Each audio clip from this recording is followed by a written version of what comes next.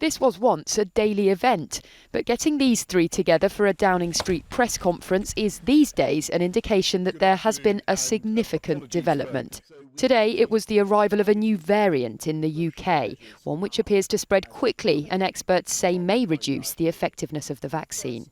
We need to slow down the seeding of this variant in our country. We need to buy time for our scientists to understand exactly what we're dealing with, and for us to get more people vaccinated and, above all, to get more people boosted. The way to do that, he says, is to bring back some restrictions. So, from next week, masks will once again be mandatory on public transport and in shops in England, but not in hospitality settings. Anyone who's come into contact with a case of the new variant will have to self-isolate for 10 days. And international arrivals will have to quarantine until they get a negative PCR test result. The variant, which is named after the Greek letter Omicron, was first detected in South Africa. That is one of 10 countries now on the UK's travel red list, after Malawi, Mozambique, Zambia and Angola were also added today. But Omicron is already on the move. We learned today that there are at least 2 cases in England, one in Brentwood in Essex and the other in Nottingham.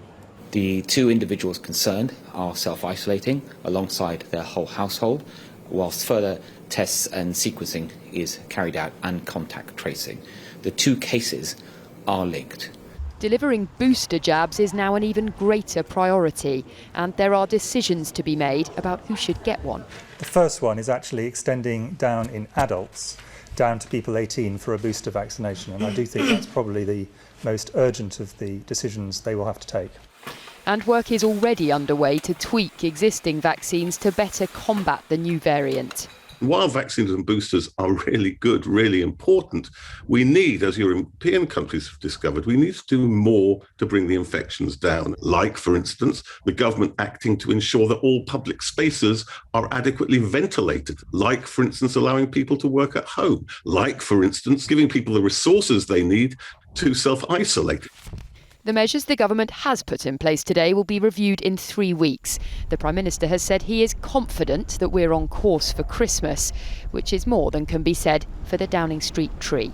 Chloe Keedy, ITV News.